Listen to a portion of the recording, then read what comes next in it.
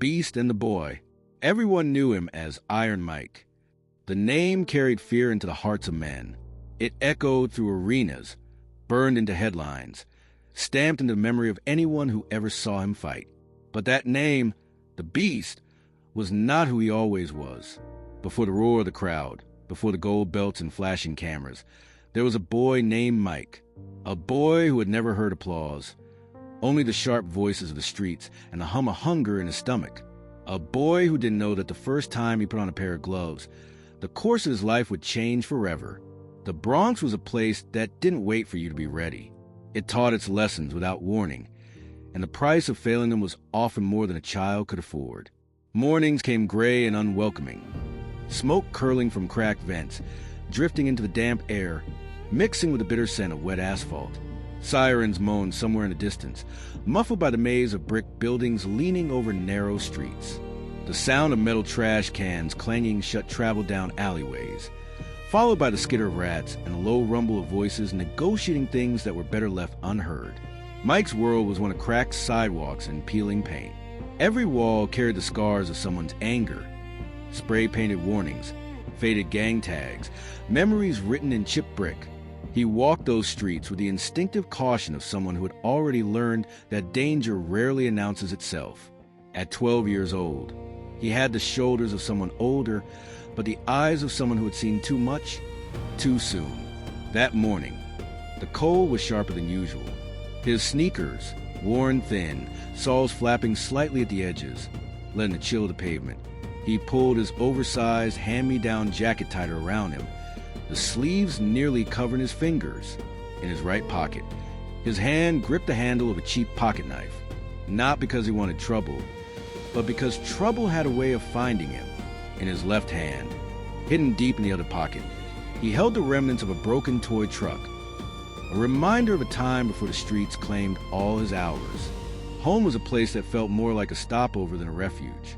A cramped, two-room apartment on the top floor of a tired, old building. The hallway smelled of dust and fried food. The elevator hadn't worked in years, and the walls were thin enough to hear every argument, every crying baby, every slammed door. His mother worked late shifts when she could get them, but there were weeks when the refrigerator's hum was the only sound in the kitchen. His father was just a shadow in his memory, a voice he could barely recall, a presence that had vanished long before Mike could ask why. Hunger was part of the air in the Bronx. It didn't always mean an empty stomach. Sometimes it was a kind that lived in your chest, gnawed at your thoughts, and made you want to run towards something, anything, that might make you feel full again. Mike wasn't a stranger to fights. The streets were an unending test, and his size made him both a target and a weapon. Older boys would push him around just to see if he'd swing back. Sometimes he did. Most of the time he didn't, because he had already learned the truth. There's always someone bigger, someone meaner, someone who isn't afraid to take things further than you're willing to go. And in the Bronx, the ones who survived weren't always the strongest. They were the ones who knew when to disappear. School offered no escape. Its peeling walls and flickering lights didn't hide the same fear, just wore a cleaner disguise. Bullies worked the hallways like they worked the corners outside. Territories, reputations, hierarchies. Teachers came and went like passing clouds, some trying to help, most too tired to care. Mike's strategy was simple. Keep his head down, speak little, and never give anyone a reason to notice him. But silence only gave his anger more room to grow. The rain began just after noon. Fat drops splashed onto the pavement, drawing dark circles that spread and vanished into each other. Mike kept walking, letting the cold water slide down his face. He lifted his gaze to the sky, gray, cracked with heavy clouds, mirroring the city below. In that moment, the streets seemed quieter, like they were holding their breath. Then a voice broke through the stillness. "Hey, kid, you got gloves." Mike turned his head. Across the street, under the flickering light of an old sign that read Atlas Boxing Gym, stood a man. Broad shoulders, weathered face, wrinkles deep enough to hold stories of 100 fights, 1,000 rounds. His hands, scarred and strong, rested on the frame of the open door behind him. From inside came a steady rhythm. the whip of jump ropes against wooden floors, the rapid drumbeat of fists on a speed bag, the grunt of effort followed by the sigh of exhaled breath. Mike slowed his steps. He didn't know why, but something about that doorway pulled at him. It wasn't the promise of warmth, though the heat from inside spilled into the cold street. It was something else, something he couldn't name, an invitation. The man's voice came again. If you're looking to stay out of trouble, this is a good place to start. Mike hesitated for just a second. Then, without a word, he stepped inside. The smell hit him first. Leather, sweat, and the faint metallic tang of blood. It was a place where people came to fight, but also to become something more than they were. And in that moment, though he didn't know it yet, the boy named Mike had taken his first step toward becoming the beast. The beast and the boy. The gym was alive in a way the streets never were. Outside, noise was chaos, shouts, sirens, engines. Here it had rhythm, the pop of gloves hitting mitts, the whistle of jump ropes cutting the air, the thud of bodies against heavy bags, steady and deliberate, like a heartbeat. Mike stood just inside the doorway, his back pressed against the wall. Water dripped from the cuffs of his jacket onto the wooden floor, pooling in small, dark circles. He watched the fighters move, light on their feet, their bodies swaying and striking in a dance that looked nothing like the street brawls he'd seen. Here, there was control, purpose, a kind of violence that had been shaped into art. The old man noticed his hesitation and walked over. Up close, his presence was heavier, like he carried more than just his years. His voice was calm, but carried the weight of someone who expected to be heard. "Name's Cuz. You ever boxed before?" Mike shook his head.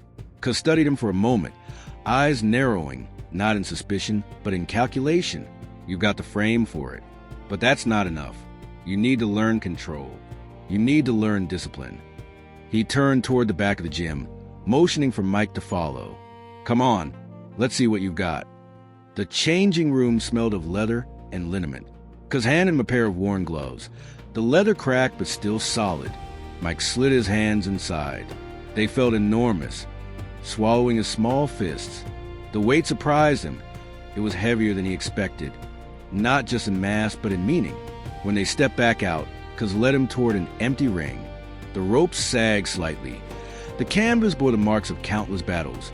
Dark stains where sweat had fallen. Tiny tears sewn over again and again. Mike climbed between the ropes, his movement stiff, unsure. The ring felt different from the ground. It had give, a spring beneath his feet, as though it was alive, waiting. His heart began to race, not from excitement, but from something closer to fear. Cuz stepped to the apron. "Don't worry about winning. Don't worry about form. Just move, feel the space. And when I tell you, throw." Mike began to circle, his sneakers squeaking against the canvas. The gym sound seemed to fade until all he could hear was his own breathing. Too fast, too shallow. Cuz moved in front of him, holding up the mitts. "Now." Mike's first punch was awkward, his arm swinging more like a push than a strike. Cuz nodded. Again. The second one was sharper. The third landed with a sound Mike had never made before. It wasn't just a smack of leather against leather. It was something deeper, something that seemed to echo inside his chest. Something changed in his eyes. The trembling stopped. The hunched, defensive posture eased into something else. Shoulders squared, stance firmer, gaze locked. Cuz noticed it instantly. "There you are." Mike kept throwing. Left, right, left, right. The rhythm began to feel natural, almost like breathing. Each punch carried a piece of the anger he'd been holding onto for years. Anger at the streets, at the hunger, at the absence of father, at the silence he'd been forced to live in. And with every punch, that anger didn't just leave him, it transformed. It became power. By the time Cuz lowered the mitts, Mike's chest was heaving, sweat rolling down his temples. Cuz leaned in, his voice quiet but firm. "This is where you belong, kid. You step through these ropes. You're not just some boy from the Bronx anymore. You're whoever you decide to be." Mike glanced around the ring, at the ropes that now felt less like a cage and more like a home. For the first time in his life, he wasn't just surviving. He was fighting for something. And deep inside, he knew this was only the beginning.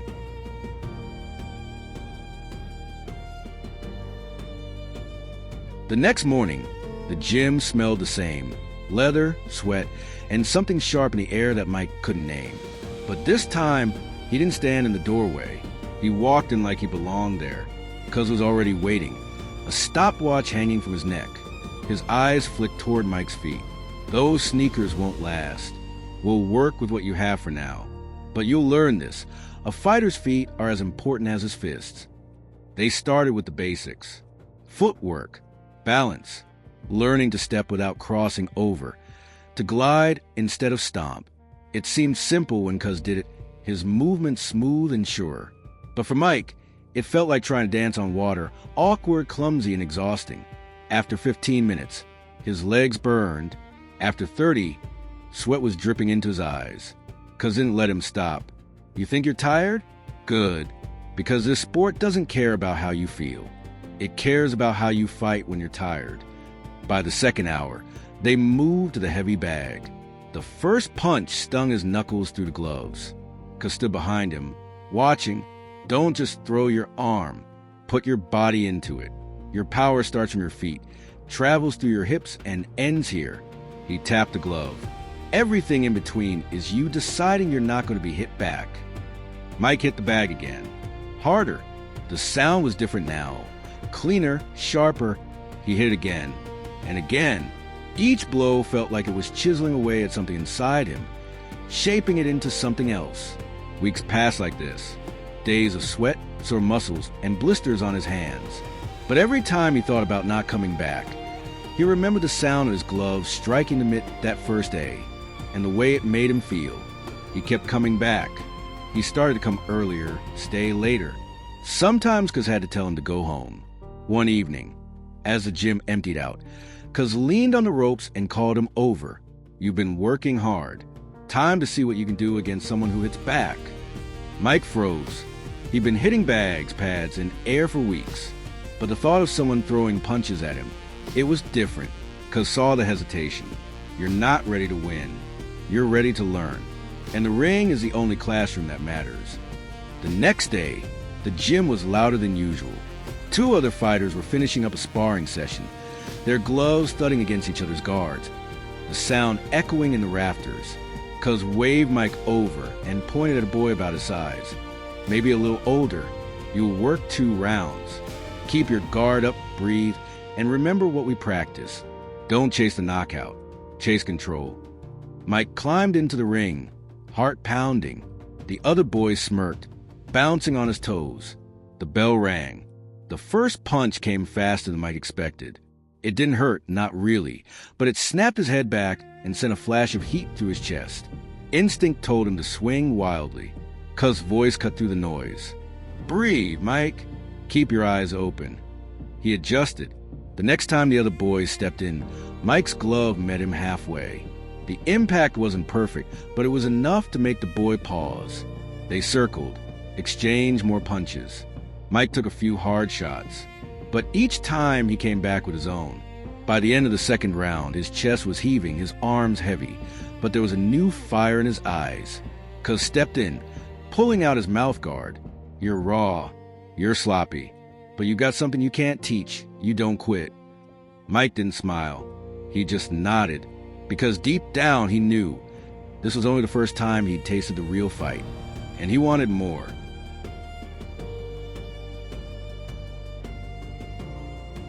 The winter came early that year. The streets outside the Atlas boxing gym were crusted with ice, each step a careful negotiation. Inside, though, the air was thick and hot. The heaters clanked in the corners, sweat steamed off the fighters, and the scent of leather was as sharp as ever. Mike had been training for months now. The boy who once hugged the wall by the doorway now moved through the gym like it was his territory. He skipped rope with speed, the whip, whip, whip echoing like a drumbeat. His jab was quicker, his stance surer, and his breathing no longer betrayed panic when a round stretched long. But Cuz wasn't interested in comfort. He was interested in breaking limits. That afternoon, he gathered a small group of fighters. Today, you're going to fight tired, he announced. They all knew what that meant. No easy rounds, no time to catch your breath. Mike's turn came last. By then, the canvas was slick with sweat, and his arms already ached from the bag work. Cuz climbed into the ring with him, holding the mitts.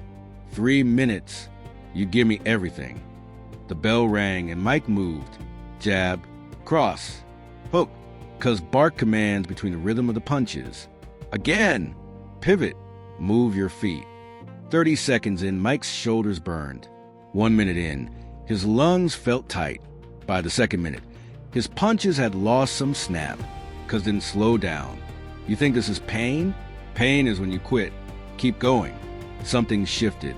The fatigue became a kind of tunnel. His mind narrowed. His body acted on instinct. He stopped thinking about the clock. Stopped wondering how much was left. All that existed was a target in front of him, and the sound of his gloves hitting it. When the bell finally rang, he was gasping for air, sweat dripping from his chin. Cuz didn't smile, but there was a light in his eyes. That was the first time you didn't fight like a scared kid. That was the first time you fought like you wanted to be here. The next few weeks were a blur of work. Morning road work in the cold, his breath turning to clouds in the early light. Afternoons in the gym, perfecting combinations until his knuckles ached through the gloves. Evenings studying tapes cuz brought in old fighters, forgotten champions. Each movement paused and explained. Watch his feet, Mike. Power isn't just in the hands. See how he breathes? That's why he lasts 12 rounds. The lessons went beyond boxing. Cuz spoke about control, about patience, about the danger of letting emotion dictate your choices. Mike listened, not just because he respected the man, but because for the first time in his life, someone was teaching him how to build, not just survive. Then came the sparring match that changed everything. Cuz had arranged it quietly, telling Mike only the day before. The opponent was older, taller, with reach that made Mike look small. The gym was quiet when they stepped into the ring, a few fighters pausing their own work to watch. The first round was rough. The older boy's jab found Mike's face more than once, snapping his head back. But Mike didn't back away. He pushed forward, learned the rhythm, found the gaps. By the second round, he was slipping punches, firing back with his own. A right hook landed clean, and for the first time, the older boy stumbled. Cuz's voice cut through the sound of the gloves. Now you're fighting. The round ended with both of them breathing hard, but Mike had the edge. He didn't win in the way scorecards measure. He won in the way Cuz measured, by refusing to be beaten, by showing the heart of someone who wouldn't break. When Mike stepped out of the ring, Cuz put a hand on his shoulder. Kid, you got something rare. And if you let me, I'll make sure the world sees it. For Mike, those words were heavier than any belt he could imagine, because in that moment, he wasn't just a boy from the Bronx anymore. He was a fighter.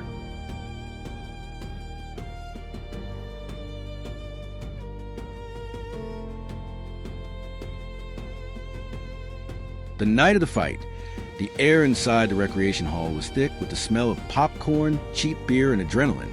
The ring sat in the middle of the room under a halo of harsh white lights. The canvas freshly clean, but already waiting for its first drops of sweat. Folding chairs surrounded it in tight rows, packed with friends, family, and strangers looking for a show. Mike sat in the locker room, gloves resting in his lap. His heart thudded against his ribs, not in panic, but in anticipation. Cuz was in front of him, wrapping his hands with steady, deliberate pulls of tape. The sound was crisp in the silence, interrupted only by the muffled roar of the crowd outside. You nervous? Cuz asked, not looking up. Mike hesitated. Yeah. Cuz nodded. Good. Means you're awake. But nerves don't win fights. Discipline does. Out there, you listen. You don't chase him. You don't fight his fight. You fight yours. When the wraps were done, Cuz tied the gloves and pulled them snug. Once you step through those ropes, you're not the kid from the Bronx. You're the man who owns the next 6 minutes.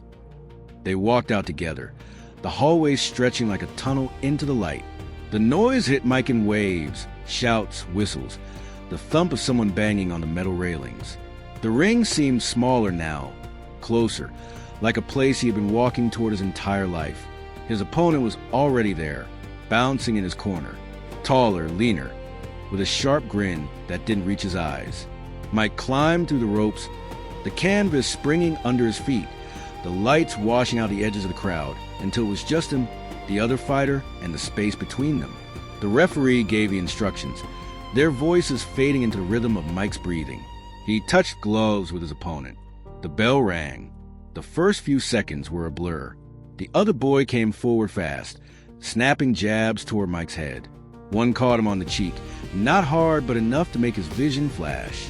Instinct screamed at him to swing back wildly, but Cuz's voice cut through the chaos. Breathe. Watch. Wait. Mike circled, hands high, feeling the timing.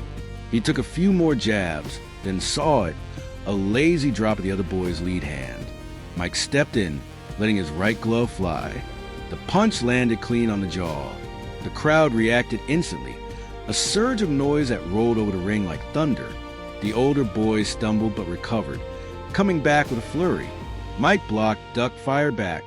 By the end of the first round, his lungs burned and his shoulders felt heavy, but his mind was sharper than it had ever been. He wasn't just reacting anymore. He was making choices, and in those choices, he felt control. The second round was harder. The other boy pressed him against the ropes, fists hammering into his guard. Mike absorbed the shots, then slipped out, pivoting to the center of the ring. The crowd roared as he unleashed a quick combination. Left, right, left. Each punch cleaner than the last. In the final 30 seconds, Mike landed another right hand that sent the boy stumbling backward into the ropes. The bell saved him from going down. When the third round began, Mike felt something new. The fear was gone. All that was left was purpose. He stalked forward, cutting off the ring, forcing the older boy into the corner. Then he let his hands go. The combination was a blur, ending with a left hook that snapped the boy's head sideways. The referee stepped in, waving his arms. The fight was over. Cuz climbed into the ring, a rare smile breaking his face. He put his arm around Mike's shoulders. You can just fight, kid. You own that ring. Mike looked out at the crowd, the lights, the noise, and for the first time, he felt something more powerful than victory. He fell home.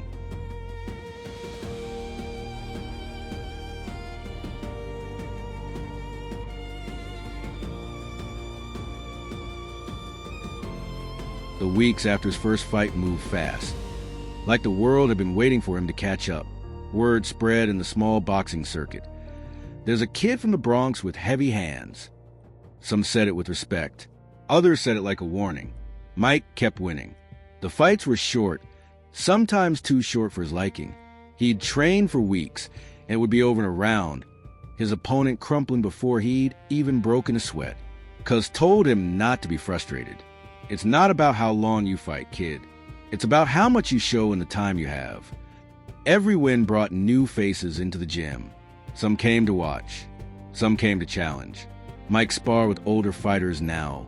Taller, stronger, men who had been in the sport for years. They tested him, pushed him to the ropes, tried to break his rhythm. But every time, he found a way out. And every time, Cuz saw something new in him. Sharper footwork, tighter defense, the ability to stay calm when punches came from every angle. One night, after a particularly brutal sparring session, Mike sat alone in the locker room. His gloves lay on the bench beside him, sweat still dripping from his chin. His knuckles ached, and there was a dull throbbing under his right eye where a jab had caught him clean. For the first time, he wondered if this was what it would be like forever. The constant grind, the constant pain. Cuz stepped in, leaning against the doorframe. Hurts, doesn't it? Mike didn't answer. Good. Remember that feeling. That's the tax you pay for wanting to be great. Everyone pays it. Not everyone can afford it. The fights kept coming. Small town gyms, crowded rec centers, even an old armory with the smell of gun oil still clung to the walls.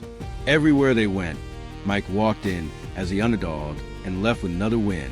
The trophies piled up, cheap plastic and fake gold. But they weren't what drove him. It was the way the crowd sounded when he fought. The way strangers called his name, like they had known him all his life. But the more he won, the more the whispers followed him outside the ring. Some kids in the Bronx started calling him Iron Mike. They said it like he was already a legend. But when Mike went home at night, walking the same cracked sidewalks, the same dark stairwells, he didn't feel like a legend. He felt like a boy carrying something too heavy for his age. One evening, after a regional tournament where he'd knocked out 3 opponents in 2 days, Mike sat with Cuz in the quiet gym. The lights were low, the ring ropes casting shadows on the floor. "You're not the same kid who walked in here months ago," Cuz said. Mike looked at him. "Is that a good thing?" Cuz hesitated. "It's necessary, but don't lose the boy inside you, Mike. The beast wins fights. The boy reminds you why you fight." Mike didn't answer, but he knew what Cuz meant. Every time he stepped into the ring now, it wasn't just about winning. It was about proving something to himself and to the streets that had once swallowed him whole. And yet, somewhere deep inside, he could feel it.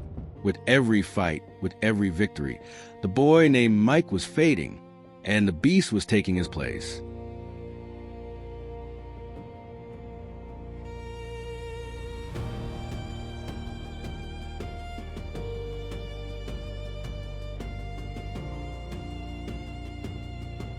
The venue was different this time. Bigger, louder, hotter. Instead of folding chairs, there were rows of bleachers climbing toward the ceiling, filled with hundreds of people. The smell of sweat and popcorn still hung in the air, but there was something sharper tonight. Expectation. Mike sat in the corner of the locker room, hands wrapped tight, the gloves resting beside him. The noise of the crowd filtered into the cinder block walls, a dull, restless hum. Like a storm gathering strength. Cuz paced slowly in front of him, his voice low, steady. "This one's different. He's fast. He's sharp. But he doesn't know what you've been through. And he can't take what you can take." Mike nodded, but his mind was somewhere else. In the Bronx streets, in the cold mornings of road work, in the hundreds of rounds of sparring where he'd been pushed past the point of comfort. All of it led here. All of it was about to be tested. When he stepped into the arena, the lights hit him like a punch. The ring gleamed under spotlights, the canvas new, the ropes bright red. His opponent was already inside, tall, lean, bouncing lightly on his feet. The announcer's voice boomed through the speakers, the names rolling over the crowd like a drumbeat. The bell rang. The other fighter came forward immediately, snapping fast jabs, his footwork crisp. Mike blocked the first few, then slipped one and stepped inside. His right hand landed with a thud that made the crowd gasp. It was the sound of leather meeting bone with intent. The older fighter backed up, his grin fading. Mike didn't give him space. He pressed forward, cutting off the ring the way because it drilled him 1,000 times. Left hook to the body, right uppercut to the chin. The crowd roared, and for a moment, Mike felt the ring shrink until it was just him, the other fighter, and the inevitable end. By the end of the first round, his opponent's mouth hung open, breathing hard. Mike, in contrast, was calm, breathing steady through his nose. Cuz leaned in between rounds. "He's breaking. You can see it. Don't let him breathe. Make him drown in it." The second round was merciless. Mike's punches came in waves, each one thrown with the precision of a man who knew exactly where they would land. Every shot pushed the other fighter closer to the ropes, closer to the edge. And when the final right cross landed, the sound of it cut through the noise like a gunshot. The referee stepped in, waving it off. The fight was over. The crowd erupted. But Mike didn't raise his hands. He just stood there, chest rising and falling, staring at the spot where his opponent had been moments earlier. Cuz climbed into the ring, grabbing him by the shoulders.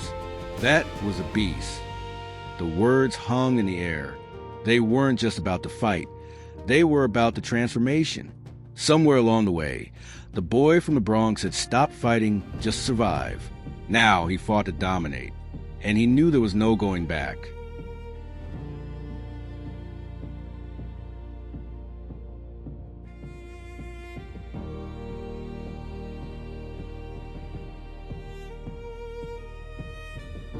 The gym was empty that night. The speed bags hung silent. The heavy bags swayed gently in the faint draft from the open window. Mike sat alone in the ring, gloves resting on his knees, sweat drying on his skin after another long session. The echoes of the crowd from earlier fights still rang in his ears. Cheers, roars, the sound of his name bouncing off the walls. But here, in the quiet, there was no roar, no spotlight, just the boy and the beast, sitting together in the same body. Cuz walked in, slow and deliberate, carrying 2 paper cups of coffee. He set one on the canvas beside Mike and sat across from him, leaning back against the ropes. "You've come a long way, kid." Mike nodded, his gaze fixed on the scuff marks on the canvas. "Feels like I've been fighting forever." Cuz took a sip. "You have, but not all of it's been in the ring." Mike looked up, puzzled. Cuz's eyes were sharp in the dim light. "The ring's just a mirror. It shows you who you are when there's nowhere to hide. And I've seen you. The boy who walked in here cold and hungry, and the beast who walked out tonight with everyone's attention." They sat in silence for a moment. The wind outside rattled the window. Mike's thoughts wandered back to the cracked sidewalks, the smell of rain on the Bronx streets, the first time he'd heard Cuz call out from that gym door. It felt like a lifetime ago. "Do you miss him?" Cuz asked suddenly. "Who?" "The boy." Mike didn't answer right away. He thought about the fear, the hunger, the feeling of being small in a world that didn't care if he survived. And yet, he also thought about the innocence, the part of him that fought not for glory, but just for a chance to see tomorrow. Finally, he shook his head. "No, but I remember him. Every time I get back up, he's there. He's why I don't stay down." Cuz smiled faintly. Then maybe the boy's not gone. Maybe he just learned how to fight like the beast. Later, as Mike left the gym, the streets were wet from a fresh rain. The city lights shimmered in the puddles, stretching out like a path ahead of him. He walked with his hood up, hands in his pockets, the cold air biting his cheeks. From a distance, he looked like any other kid heading home late. But inside, he carried something far heavier, the weight of every fight behind him, and every fight still to come. And somewhere, deep inside the man the world would come to call Iron Mike, the boy from the Bronx still walked, quiet, watchful, ready for whatever came next.